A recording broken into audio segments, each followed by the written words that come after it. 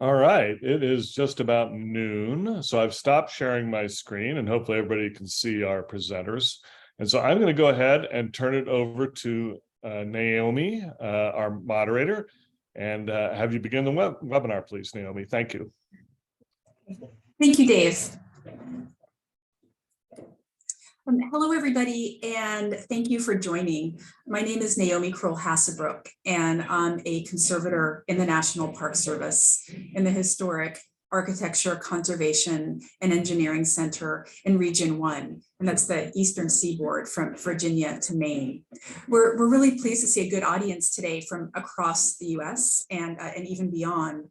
And I always wish there were time at these events for audience introductions as well. If you want to ask our presenters a question today, please type it in the chat. You can do that at any point during their talks or wait until after. And it would be great if you could add your name and affiliation to that if you want. After both presentations, I will read the questions, or Margaret will read the questions for our presenters, and we will get to as many as we have time for. When my Park Service colleague, Margaret Breuker, and I were asked by Dave Harmon and Rolf Diamont to guest edit the current issue of the Parks Stewardship Forum on cultural resource preservation and climate change, we welcome the chance to expand our own practical engagement with the topic. Like me, Margaret is a conservator by training, and in our 2 decades in the NPS providing preservation assistance to parks, we become increasingly involved with addressing the results of climate change. My own involvement began with emergency response to historic structures and collections in the aftermath of extreme weather events. Margaret was first faced with climate change issues through her work in evaluating interior climates and HVAC systems in historic buildings and their impact on the collections displayed there. Although these tasks continue to be part of our work, assessing and planning for climate change vulnerability have now become a regular part of most of our projects. In this issue of the forum, we invited colleagues from the NPS and beyond to share their work, perspectives, and expertise with managing resources in the face of climate change. And we hope that if you haven't already, you will look through the online issue for the strategies and varied approaches that are offered.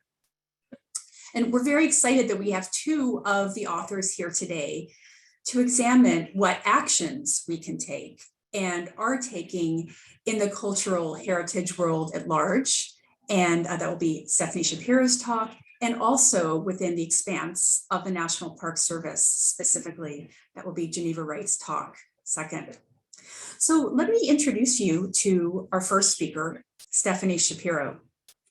Stephanie is the co-founder and managing director of Environment and Culture Partners, a US-based nonprofit co-founded with Sarah Sutton in 2021 to accelerate the cultural sector's environmental leadership.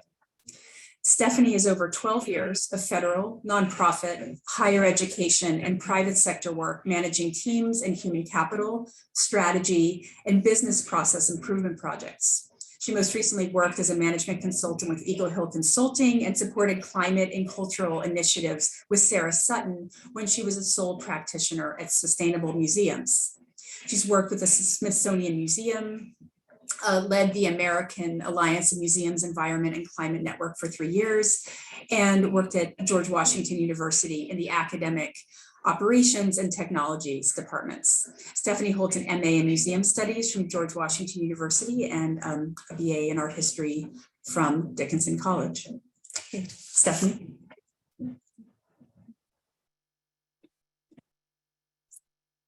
Great, thank you so much for that introduction. I'm just going to begin to share my slides. Hold on 1 second while I get them all set up. All right.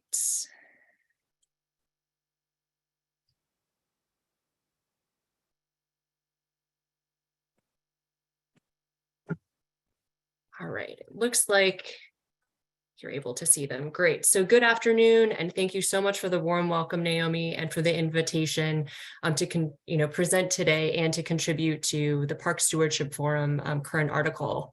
My name is Stephanie Shapiro. I am the co-founder and managing director of Environment and Culture Partners. And today I'm going to talk about the importance of mobilizing culture to take climate action. So how the climate is changing is really the input to this discussion. We understand that the climate is warming faster now than during any other period in human history. And we know that these changes are harmful to many of us, particularly the vulnerable and the least responsible. We know that humans drive this change by burning fossil fuels, failing to manage waste, and mismanaging world lands and waters. And the resulting changes have overwhelmed the biosphere's ability to adapt. And we know that humans can choose to slow these changes. And we believe that every organization has a responsibility to pursue and enable this work, and that we accomplish more together. Climate events are not single institution events. Institutional preparedness is no longer just morally sufficient. The impact of these disasters, whether $1 billion or less, are a community experience. For example, if your cultural center's power goes out, your community will likely lose power too. Floods may fill your historic site in addition to those around you. And if a road is blocked due to a downed tree or maybe damaged roads from a storm, no one can travel to your museum or really anywhere around you. With climate impacting everyone communities, we must take a collective and collaborative systems change approach to climate action, which is where cultural organizations come in as part of the solution. Cultural organizations are all over the world, and they show up as cultural heritage sites, museums, whether art, children's, or science centers. We have zoos, botanical gardens, aquariums, historic sites, libraries, cultural centers, and more. UNESCO reports that there are over 104,000 museums around the world, and they also have 1,154 World Heritage Sites. In the US, we have over 35,000 museums, 21,588 history organizations, and over 95,000 sites on the National Register of Historic Places. With such a wide breadth of organizations and culture around the world, it is integral that our sites really take climate action and use their unique civil society roles to educate the public about climate and collaborate across sectors. And the good news is that many organizations, coalitions, associations, and teams are really doing great work. Before we get into where we are, I want to give a quick review of how the sector's climate action has evolved in the last couple of decades. So until the mid-2000s, this work was really only being done by a few in the sector, like Pat Hamilton at the Science Museum of Minnesota. And the sector focused mainly on our structures, building technology, certification, some sustainability practices. And in 2006, the California Association of Museums established their Green Museums Initiative. The UK nonprofit Julie's Bicycle was formed in 2007. In 2008, the financial crisis shifted the focus away from the building structure to some operations and programming savings. In 2008, the Green Museums book was published, and the American Alliance of Museums Environment and Climate Professional Network was formed. In 2010, the National Park Service Climate Change Response Program was created, and some individual organizations really began their sustainability journey. By 2016, economic recovery really restored the sector's focus on green building, in addition to a more sophisticated level of operations and programming. In Canada, the Coalition of Museums for Climate Justice formed, and in 2017 in the US, former President Trump announced withdrawal of the US from the Paris Agreement. The cultural sector responded, and in 2018 joined the Partners Committee of the We Are Still In Coalition, made up of civil society actors dedicated to still participating in climate action. The Climate Heritage Network was also formed, and this is when we really begin to see foundational publications coming out, especially those out of the National Park Service.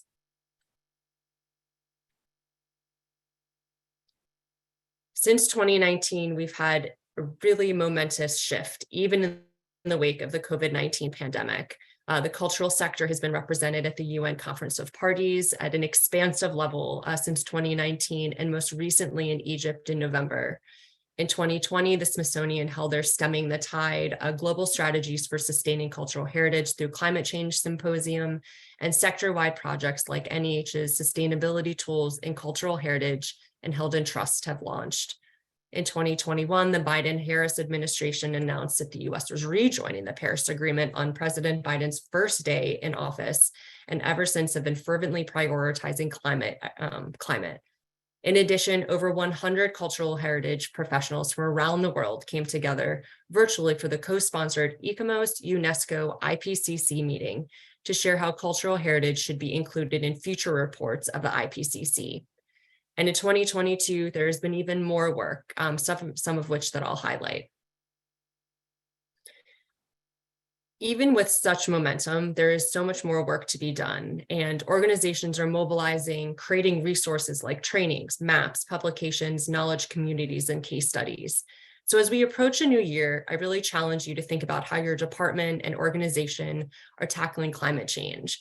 Who are your collaborators? Who are your audiences? And how are you measuring your impact? And are there places other sectors and maybe other organizations can partner with you to do this work?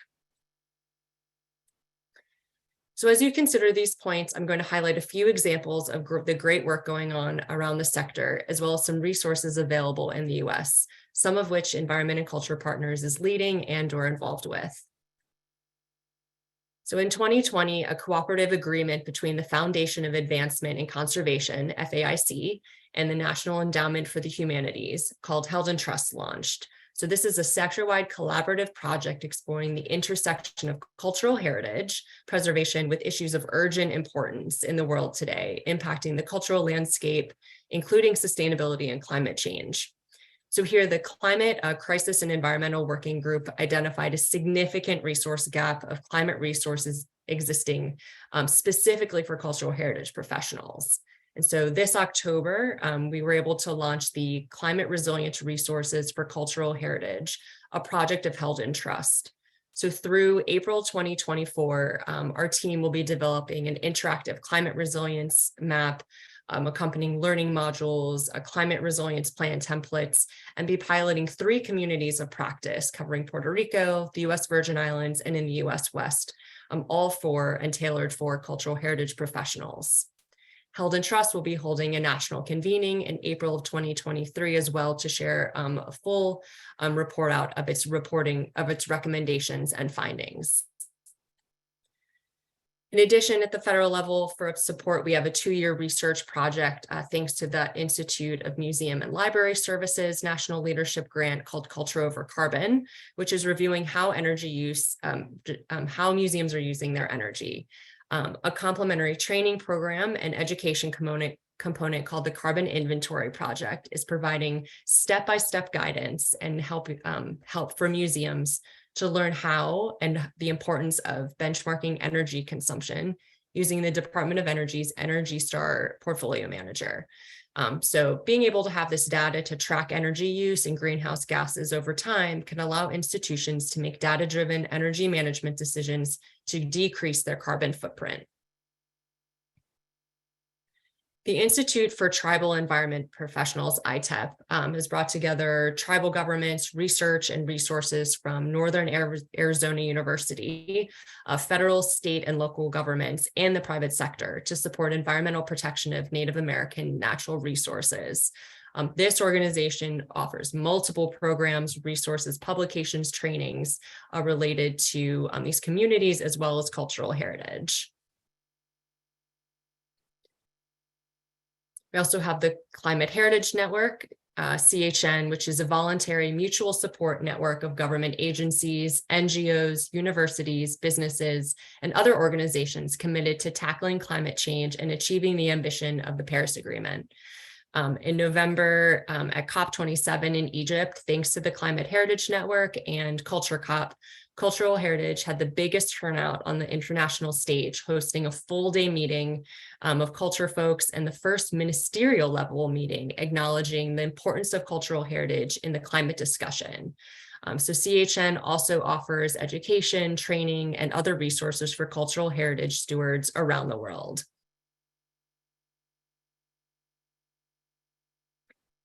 In the US, at a more community, more local level, the Keeping History Above Water Conference was first hosted by the Newport Restoration Foundation in Newport, Rhode Island in 2016. So this was created as a way to convene cultural heritage professionals to discuss what actions could be taken to protect historic buildings, landscapes, and neighborhoods from the increasing threat of sea level rise. So this group continues to meet and has resources available online, and their 2023 meetings are in Trinidad and Tobago and Portsmouth. I also want to add that the National Park Service is doing some great work, which we'll be hearing about from Geneva, so I didn't want to go into too much detail in it here. So where do we go from here? We have all of these great organizations and institutions and communities doing some great work, but where do we go? Well, we know that cultural organizations are engaging in climate action and creating resources for consumption and use for themselves as well as for others. And for those not doing this work, this is really why we should. So cultural organizations are charitable, educational, and community-focused institutions. Taking climate action is inherently linked to our missions. Taking responsibility for an institution, an organization, and a community is taking a responsibility and caring for the planet, which is a public benefit activity and furthers education while also inherently supporting your own community. These organizations are all over the planet, as we've established, and are part of nearly every community. And so working together will foster this resilience, in addition to taking care of your own organization. In addition to just preservation of a site, history, artifact, even an entire culture and group of peoples. Many communities have had no choice than to adapt and be resilient due to the impact to their ecosystem and food sources. In addition, more than ever, we now have new data showing that the public really wants museums to engage in climate change and educating about climate change, and that museums are credible sources of information. So this is the first set of data, which is from the 2022 annual survey of museum goers in the US. This is from the American Alliance of Museums and Wilkening Consulting. The first question is, what types of museums should be educating the public about climate change? Well, for every museum type, over 50% of frequent museum goers and at least 42% of US adults think museums should be educating the public about climate change. Another question is when asked about what types of museums should be working to reduce their carbon footprint and operate in more sustainable ways. For every museum type, over 87 to 89% of frequent museum goers and at least 58% of US adults think museums should be doing this work. And when asked to choose what sources of information about climate change, respondents found credible or trustworthy out of 10, museums came in second to scientists and researchers, and very few said none of these.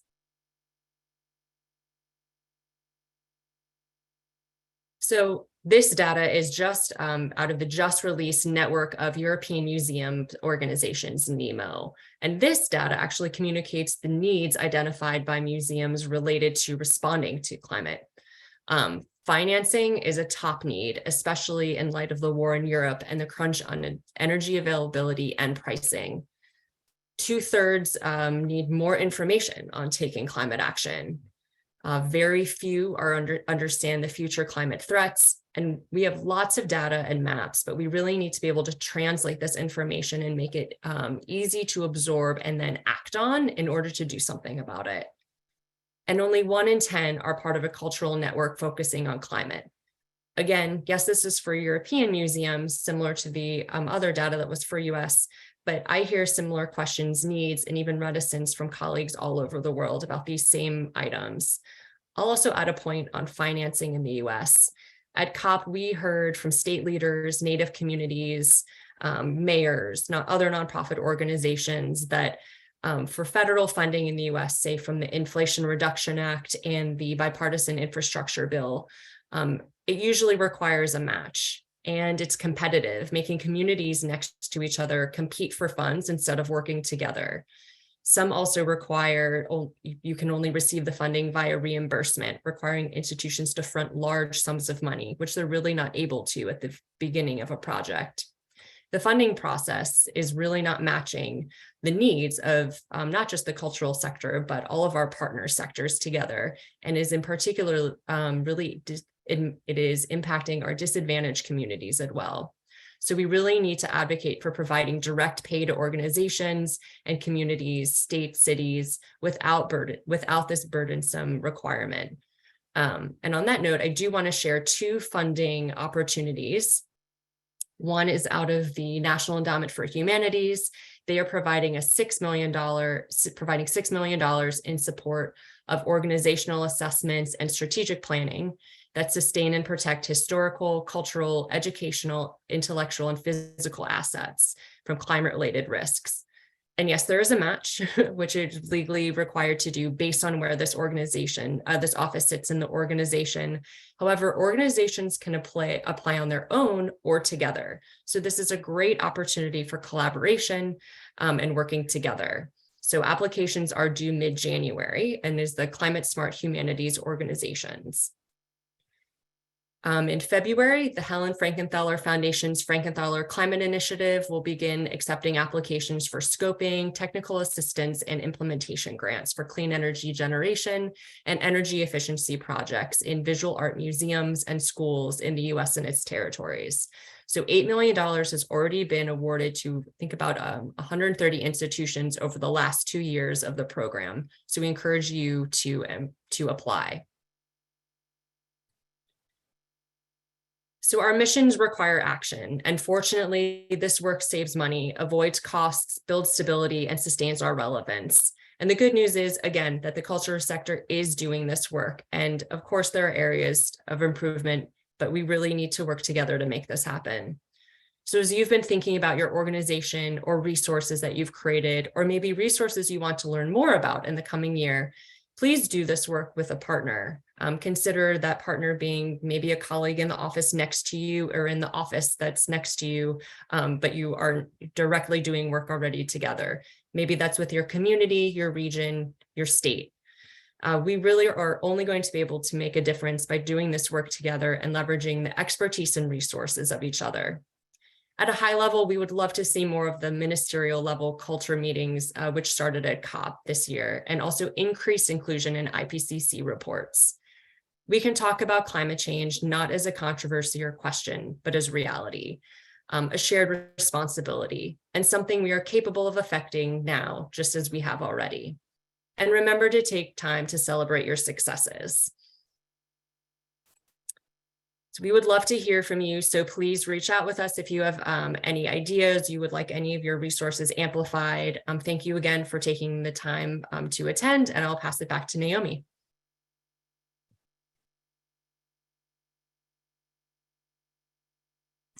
Thank you, Stephanie. That was great. As a practitioner who deals with the actions of climate change on cultural resources, I appreciate the framing of the inverse question: what can we as cultural resource professionals, how can we as cultural resource professionals impact climate change? It's a provocative and hopeful perspective, and you've given us really good concrete thoughts about how we can support and continue the work that's been started, that's underway. Our next speaker is Jeneva Wright. She's going to be talking about climate change action within the NPS. Jeneva is the archaeologist for climate change for the National Park Service Climate, Science, and Disaster Response Program.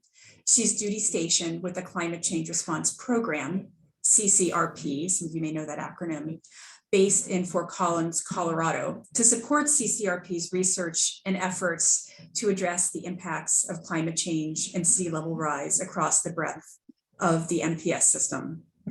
Previously, Jeneva served as lead archaeologist for underwater partner development and field projects at the Department of Defense, POW, MIA Accounting Agency. And she's also worked on underwater archaeological resources at Biscayne National Park and the NPS's Submerged Resources Center. And on top of all of that, she is conducting a PhD currently at the University of Miami Center for Ecosystem Science and Policy in collaboration with the Rosenfield School of Marine and Atmospheric Science. Thank you so much, Naomi. Let me get this up on the screen. You guys able to see okay? I'm hoping. Say yes, and you can stop me if you can't.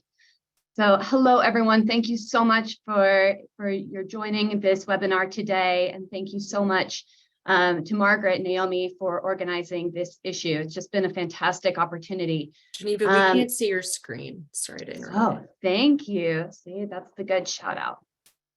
Hold on. There you Now? go. Yes, Maybe? good to go. Haha, perfect. Thank you. So now I have to reorganize all the windows. I think that it was a wonderful segue from the last presentation because, over the last year of working within this role with the National Park Service, what's become very apparent to me is that cultural heritage can serve as a bridge, an essential bridge between climate science and people. And everything that people love, our communities, our history, our heritage, our special places. And so I'm really excited today to share some of the work that we have undertaken over the last year with the Climate Change Response Program and the Climate Science and Disaster Response Program to work to address both the vulnerabilities of cultural resources to climate change, as well as our opportunities to support and help and provide answers. So climate change, of course, as we are all aware, is often called the defining crisis of our time, and it's felt everywhere. Throughout our lifeways, globally, locally, and in our country's most special and iconic places, those protected by the National Park Service. And, we often think about climate change in terms of sea level rise, wildfire, extreme heat, drought, the impacts that often are associated with natural resources. There's real impacts as well, as we know, to cultural resources, to historic structures, to archaeological sites, cultural landscapes, ethnographic heritage, museum collections that can be threatened or destroyed by these changing environmental conditions. For example, many of the resources and facilities of Gateway National Recreation Area were damaged by Hurricane Sandy in 2012. And after 10 years, so 10 years, the historic Jacob Riis bathhouse is now being rehabilitated with modifications to help make the structure more resilient to storm surge and coastal flooding. As you all heard, my background is in underwater archaeology, so I would be remiss in not sharing an example from Lake Mead, where declining water levels due to climate change and 20 years of ongoing drought have completely reshaped the park shorelines, but they've also altered the submerged environment as well. With lake water levels that are now more than 150 feet below historic levels of 20 years ago, once submerged sites are now completely exposed. And we've also seen a flourishing of invasive species in warmer, shallower waters that have damaged archaeological sites like this World War II era aircraft. With these emerging, accelerating impacts to all aspects of Park Service management, and I mean resource protection, facilities, visitor experiences, everything you can think of to manage and protect these places. The National NPS Climate Change Response Strategy organized climate change actions for the agency into 4 main areas. This was originally populated in 2010, and an update is currently in process. But what we have it organized in is science, or what do we know about a changing climate? And we've just heard that information aspect is still a gap felt by many practitioners. We also look at adaptation. What are we doing? What are the actions that we're taking to respond? Mitigation, which in this context means reducing our energy and carbon footprints and our contributions to the climate crisis. And then communication. So sharing information really broadly, intentionally, and trying to reach that wide audience. And so those 4 pillars supported the development in 2014 of cultural resource specific guidance. So the Park Service issued a policy that not only acknowledges the unique vulnerability of cultural resources in that they are non-renewable, and often they are immovable. So they have some very unique vulnerabilities, but they also have an ability to provide information about human environment interactions, and also recommended just a general approach, a framework for the stewardship and protection of cultural resources in the face of climate change. And so this policy was expanded in 2016 with the publication of the Park Service Cultural Resource Climate Change Strategy, which built from that overall approach, those 4 pillars I just spoke to, but it also organized goals around building connections between impacts and information. So really, again, providing that bridge between people and culture and science.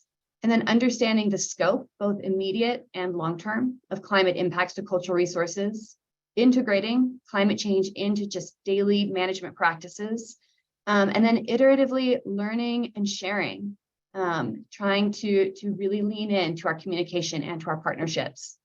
And it also produced one of the first collections of impacts of various climate stressors on different cultural resource categories.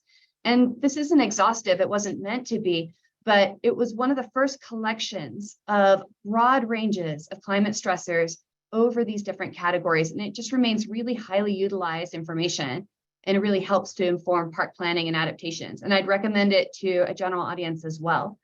So all of these existing materials help provide the framework and background to create the Cultural Resources Directorate of the Park Service to create this new program, the Climate Science and Disaster Response Program, which in my role works in very close partnership with the Natural Resources-based Climate Change Response Program.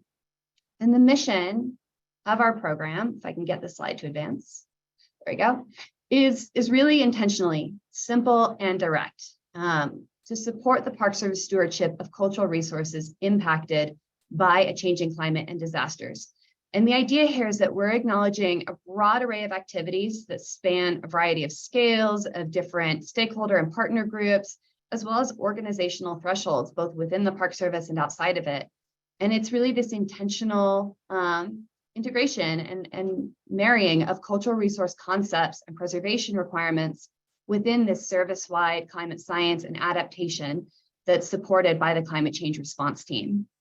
So as my work partner, the historic architect for climate change, and I both came on board over the last year, we began to shape an action strategy for the next several years, because our thinking was that this was a huge problem and we really needed to be quite intentional and be allowed to make mistakes, but not many. And so our first order of business was to define some guiding principles to direct our work. And so the first one, I have to give Stephanie a shout out because I couldn't agree more, is really leaning in and supporting partnership and meaningful stakeholder engagements. And I mean with that, both inside and outside of the Park Service and the federal government. And cultural resources, as we know, engage a huge range of people, from tribal and traditionally associated stakeholders to descendant communities, local communities, SHPOs, others. And so we really wanted to try to make all of our actions reflect a commitment towards these partnerships and towards stakeholder engagement.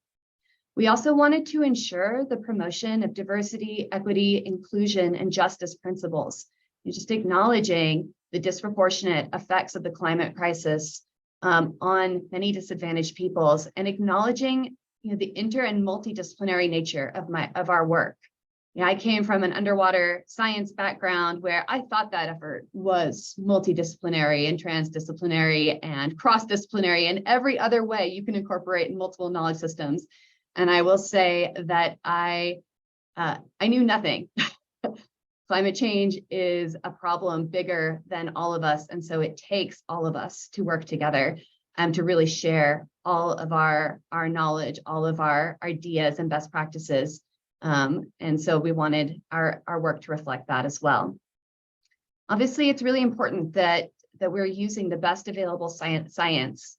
And so not only is that a result of our close collaboration with the climate change response team, but it's really intentional too, that we've just heard that there's often a divide between cultural heritage practitioners and feeling comfortable or understanding the local scales of various climate projections. And so we really wanted to have science inform our work at these local scales. We had a focus on practical management applications. So, a lot of this incredible strategic thinking has laid the groundwork and enabled us now to start getting into the more the nitty-gritty, getting into what can a park manager, an archaeologist, a museum curator, what can they do today? And just very practically, from adaptation interventions to documentation and mitigation of data loss. Obviously, we prioritize sustainability, focusing, of course, on our program's carbon footprint, but also I think this is the sustainability guiding principle also acknowledges that this work can be really challenging. It can be draining, and so we wanted to make sure that the work we're doing is sustainable for our people, both within the program and our partners as well. And then, of course, and most importantly, prioritizing communication across our Park Service colleagues, our external partners and stakeholders, and the public. So with that in mind, we created 8 priority action areas. And under each header, there are many distinct activities that have come up over just the last year.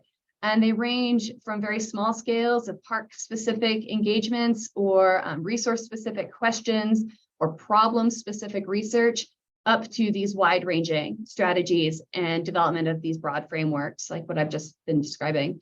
And so conceptually, our idea here was that this would flow top-down and bottom-up, that our policies and strategies for federal agency are obviously going to inform and shape and direct our actions, but also that this bottom tier here is the foundational underpinning, and none of this work can take place without these elements, and having them be really strengthened, honestly. So with working within existing policies and strategy, I won't spend tons of time here because you just heard a lot of that, but understanding that these are still in development. They're iterative. We're working on updates, we're working on various action plans. As you heard, the National Climate Change Response Strategy is and has been updated this last year. And so really working within that area. We're also spending a lot of our time on this kind of arrow. And this is a little bit procedural in nature because they do kind of flow together, but each is a separate step. And so the first is supporting understanding of resource vulnerabilities with specific cultural resource considerations. So what I mean by that is thinking really intentionally and specifically about those localized climate projections and information, and then how a specific resource or asset or historic building or archaeological site or material typology can be affected by that exposure. We've looked quite a bit at what we do with that information. It's great to understand the vulnerability of a site or of a resource, but we really need to understand what next and have guidance and considerations for decisions. We have, I think, any cultural heritage practitioner, any practitioner always has a capacity problem, a resourcing problem, and we're no different. And so we have to be really intentional about our decisions that affect our investments and our adaptations, and really working to incorporate that guidance into existing planning schemes. We're trying to emphasize some really complex topics, multiple climate futures, scenario planning, and also integrating it with that stakeholder engagement. And it's not easy. And so we really want to provide resources for parks and partners to be able to make these hard choices. Then finally, also the last kind of thing in this arrow is developing guidance. What do we do if we've made a decision and we've identified the vulnerability? Then what do we do about that? So it's saying, hey, here are good practices and accumulating that information from around the world and ensuring that it meets some of the standards and guidelines of our discipline, but also integrating adaptation options within existing planning operations. So bottom line for us, for our program, is that we really try to emphasize, rather than creating climate considerations or planning schemes independently, we work instead that all actions are climate informed. So underpinning all of this is this really big, broad research research category, and it's intended to underpin and bring in new information, innovations, and good practices into the work described above. And so far, this has included looking into improved monitoring approaches and materials testing, which I'll speak to more in a little bit. And as I said, all of this work, the support structure underneath it is this need to continue building capacity, which often develops by communicating, advocating, building relationships, and seeking and nurturing partnerships wherever possible, which really relates back to those guiding principles. The need to engage our stakeholders, accelerate our actions, and then also just remain current with these wider approaches and considerations. So that was a lot to develop for the first year. However, we couldn't really stop with just having an action plan in place, because that's an essential first step, but we've now had a year to begin implementation. And so I'd like to provide a few examples. So one of my favorite things I was able to do in the last year, and I believe she may still be on the attendee list. So Amanda, if you're on, a huge shout out for her. For orchestrating this work from the National Park Service side, but we were able to participate in work that was led by the University of Rhode Island, which trialed an integrated vulnerability assessment approach at George Washington Birthplace National Monument. And so what happened here was we were able to look at exposures to different climate stressors. And so this was assessed both on available and commonly used data, so the big maps, that Stephanie said, as well as some localized, really effective data sets. We had obviously there was just an interagency sea level rise report that gave some pretty good localized information. But really importantly to me, what I was excited about was we also informed a lot of this through local observations, knowledge about the park unit. When this huge storm happened, this bank eroded. And so I think this provides some integration of various knowledge systems in a really useful way.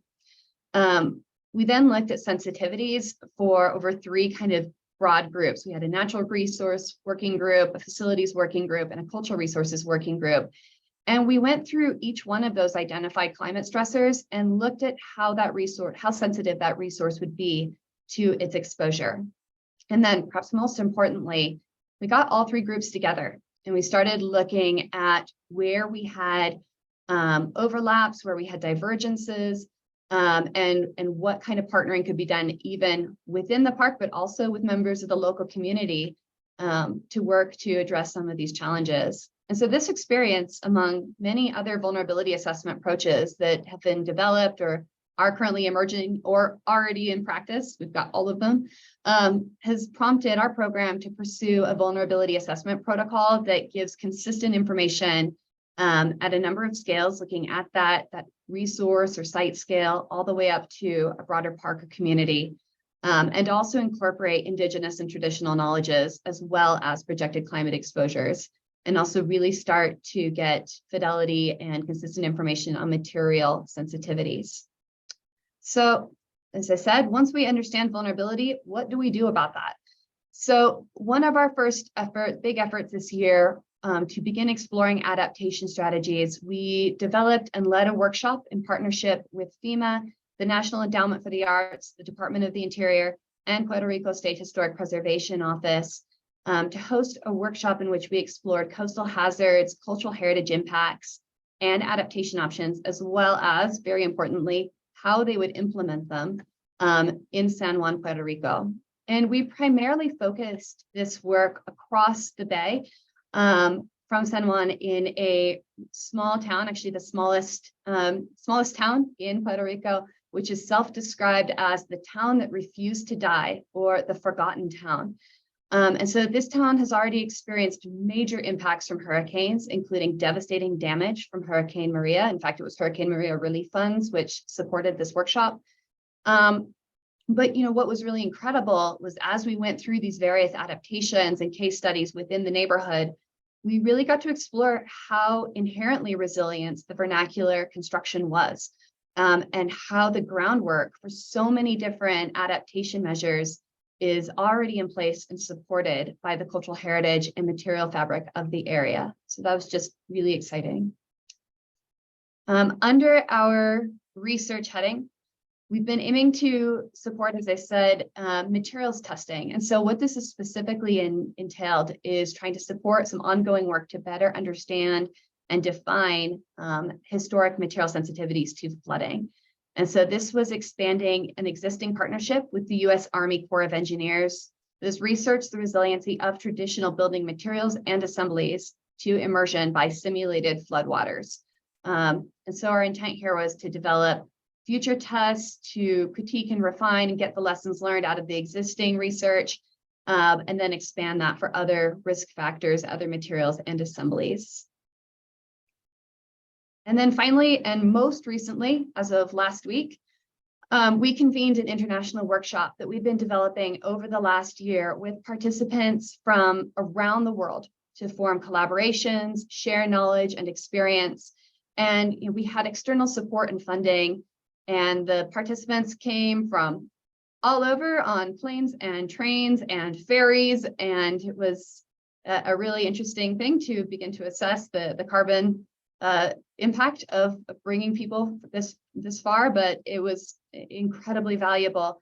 And the way we organized it was first to travel to Nantucket Island and meet with local community stakeholders, practitioners, and see firsthand examples of coastal resiliency measures. We then had a 2-day workshop where we explored Park Service case studies, but also had a lot of information and lessons learned shared, particularly from the European Union, and began to organize a framework of a collaborative research agenda. And then finally, we spent our last day hosting a public symposium showcasing our partners' work, and as well as Park Service initiatives. And so that was live streamed to a broad audience, public audience, as well as to the folks in the room. So I guess wrapping all of this up, the title of our article was Plan the Work, Work the Plan. And what we've really identified over the last year is that planning by itself is, of course, insufficient. And so we really need to be taking action. We need to have this implementation, and we need to learn from our mistakes.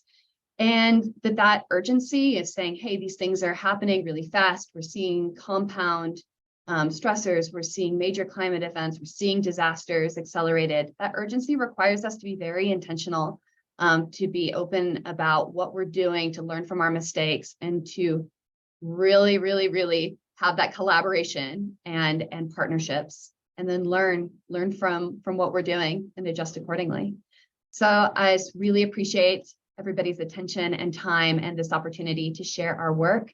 And now hopefully I'll be able to figure out how to stop sharing. But thank you.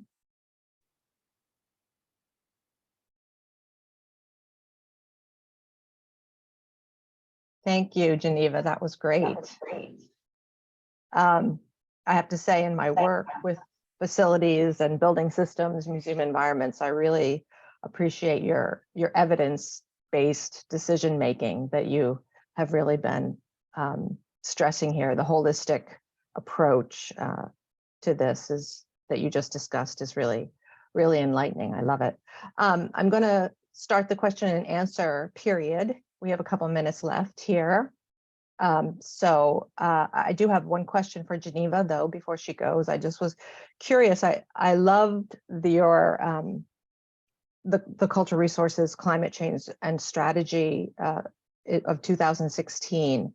And I noticed that it combined the cultural resources and natural landscapes in it. Are you aware of any other document prior to that also included the two together so closely? That's a great question. I've seen several documents since then, including the most recent EU OMC report, an ECROM report that brought together natural and cultural heritage as a heritage entity. I'm not aware of, off the top of my head, of a strategy framework like that emphasized that integration as much as it did. I'm sure there are case study examples, because obviously cultural resources don't exist in a vacuum. They are supported and informed and have value based in their environmental context. So I'm sure there are many case study examples. I can't think of another broad strategy document that did that as effectively as that strategy. Interesting. We have a question for Stephanie. Can you say a bit more about how the U.S. cultural resources community connects to the international community with respect to climate change action? Is it through U.S. ICUMOS or something else? Sure. I think we're seeing the most kind of, other than us having our own network and going individually organization to organization, we're definitely seeing it through orgs like ICUMOS or the International Council of Museums. I think I'm blanking on a few other acronyms of organizations going on, but I can definitely add those. But yeah, I think there's lots of opportunities for us to be working together, and we can be doing that. But yeah, I think it's a lot of that. And the Climate Heritage Network, which I talked about, is a huge impetus for those relationships as well. And that's international and also related to ICUMOS. Great. This next question kind of relates to how do you put some of these ideas in action? Diane Eilenstein says, we appreciate the information as knowledge is the first step toward climate change action. How do we bridge the gap from our audience gathering, retaining the information to actually creating actionable projects and programs that can be a part of and give them hands-on learning experiences? For example, we tell them about recycling and the benefits of it, but how do we actually get them to recycle? I think what we found in our experience, and then Jeneva, you probably have some experience with this too, is like we really need to meet people where they are. And so, trying to think about kind of like this change arc of how we change our habits and changing systems is we can't just go in and say like, you need to go home and start recycling and do this tomorrow. Like that's not going to work. I'm not going to respond to that either, right? Even if I know that it's right and it's something I should be doing. But I think breaking it down, giving people a plan. We've tried to really at ECP kind of remove the jargon, remove the barriers. Like here's your first step, try this out, come back. We've also found work, like really this idea of partnership, right? If you're doing it and someone else in your community is doing it, like that's kind of your accountability partner, someone you can check in on and say, am I doing this right? And gives you kind of that impetus too, that it's not just you, it's multiple people. So I think that collaborative, collective knowledge community of practice is huge for a ton of this climate work. And we've also found in some cases, like, if you have a lot of kind of like younger children or mothers that are involved, using them, like they're big sponges. We found them, taking on the habits that then they're, saying to their caregivers and adults like, oh, well, we should be doing this too. So again, like different angles, I think it really depends on what you're doing, but being creative and always having kind of someone else there really helps.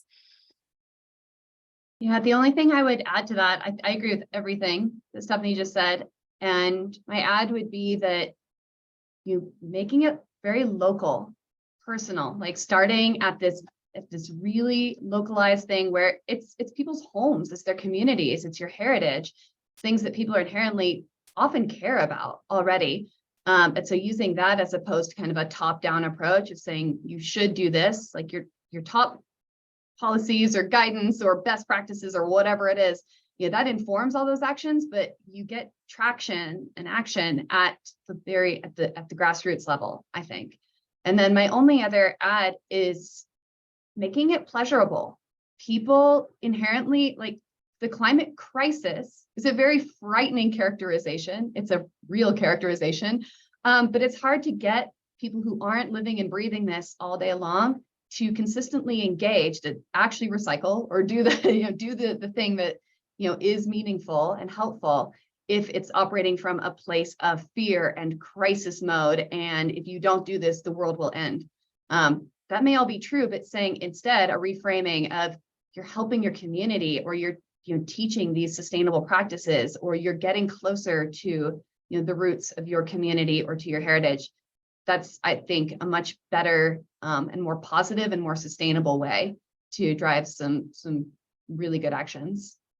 Yeah, I completely agree with those points. Like the what's in it for you, that's, you're able to do feasible and going to make a big impact.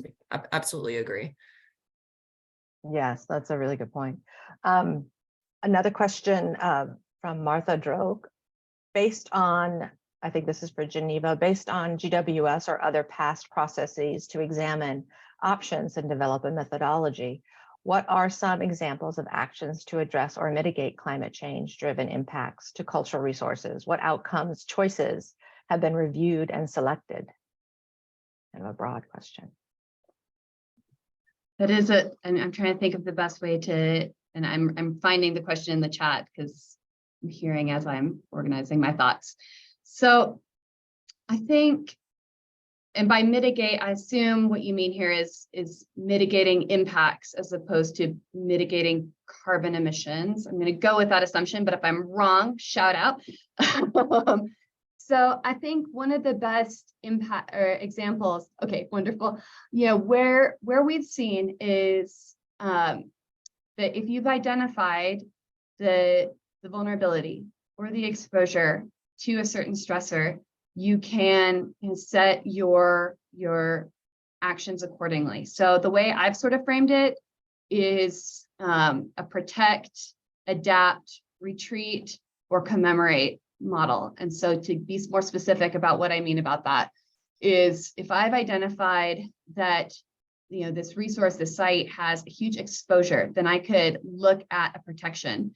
I could try to limit that exposure. I could do for an archaeological site, I could look at geotextile protection, or we could look at some other type of reducing that exposure. If it's something where we've identified that the main element is a sensitivity, then perhaps there are treatments that you can do to adapt to reduce the sensitivity. So I'm thinking of various coatings or having something that just makes a resource more resilient to that specific stressor. Some stressors you may not have that option, like fire is a great example. There's really only so much you can do and still maintain historic character, but I'm learning a lot about that as we go. With retreat, it might be that you've identified that the best, action is to relocate, or is to, in terms of archaeology, conduct an emergency or rescue excavation. That's kind of a last, I would say, it's never the first resort because maintaining things in situ is best, and that's inherently causes a lot of problems and challenges, and your stakeholders really need to be on board with decisions like that. And then finally, commemorating, making a decision not to conduct a mitigation, that's a decision. And so, if you're deciding not to act, not to do a protection or an adaptation, then you still have a responsibility, I think, or we have responsibilities as cultural heritage practitioners to try to mitigate loss, to document as much as we can, and to keep telling a story, the stories and the memories that are associated with that resource, even if we understand or accept that destruction is inevitable. And so that would be sort of my broad approach, and then working down to what those might mean specifically. I think too that it's also things are not one size fits all. Everything you have to look at in a very particular way, and everything has its own solution based upon its particular situation. And so I think that's also something to think about, that it's not just like, and I mentioned this in our article at the beginning, Naomi's and my preface, is that sometimes people come in and they think, we have a mold outbreak, and so we have to put in air conditioning or an HVAC system immediately, when you might have to just solve water infiltration or the problem of the mold outbreak. So it's again, not a one size fits all. You have to look at the particular problem that you're dealing with. Okay, so I think I caught everyone's question. Naomi, do you see some that I missed? Yeah, Margaret, there was one upstream, and Jeneva, I don't know if you have a couple of minutes to answer this. I know that we have sort of a hard stop at 1, but during your slide about the vulnerability assessment at George Washington's birthplace that we did for that park at the University of Rhode Island, Katerina Ferreira asks, are you using foresight in these exercises in any way? And I'm not sure, I read that as maybe modeling, in terms of modeling future environmental conditions and future risk assessment, but maybe you read that in a different way. No, I think that's, guess I'll ask the, who asked that question? I'll ask them to if we're misinterpreting, then sing out. So if we're looking, if you're thinking about foresight, like looking ahead to various projections and then thinking through, different actions accordingly, I would say the broad answer is yes. So what the team put together for that, new message.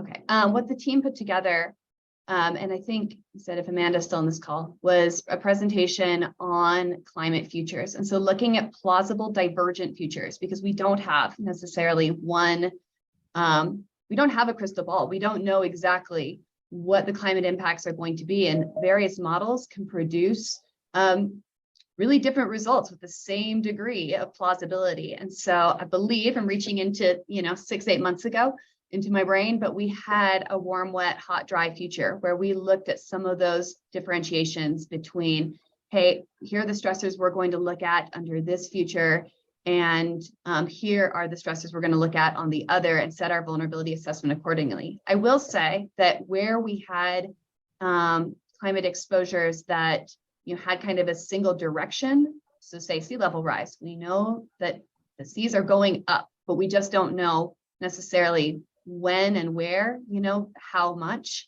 Then what we did was we set, I think, we took three different fairly arbitrary denominations, saying, hey, this is what we're going to look at under this scenario. This is it under a couple more, 1 more, 2 more feet. And then here's the max scenario provided. And again, set that. And Naomi, please, you were involved in that as well. So please share your feedback. No, I think that's an excellent answer. So we've reached 1 o'clock. Thank you. I just want to thank both of our speakers again, and for your great presentations. You've given us so much to think about. And I know every time I hear Jeneva and her colleague Marty speak, I have such a better sense of what is going on service-wide in my own agency. So thank you for setting that out. I know there are a lot of MPS folks on the call today. And I just wanted to draw, and thank you for those who asked questions too, and for those also who put some resources in the comments. So I just want to draw everybody's attention to those if you have time after this. There's some great resources, including the 2016 Cultural Resources Climate Change Strategy Plan, and this issue of the Parks Stewardship Forum. And lastly, thank you to Dave and those at the George Wright Society and PSF who brought us all together here today. Yeah. And I thank everyone too. I put my thanks into the chat. I just want to remind everybody that this has been recorded, and we will put it up on the George Wright Society YouTube channel once we do a little post editing, and we'll let everybody know when that happens. Everyone who registered. So again, thanks to everyone, and really appreciate you coming today. And I hope you all have a great rest of your day. Thank you. Thank you. Okay. Bye bye, everybody.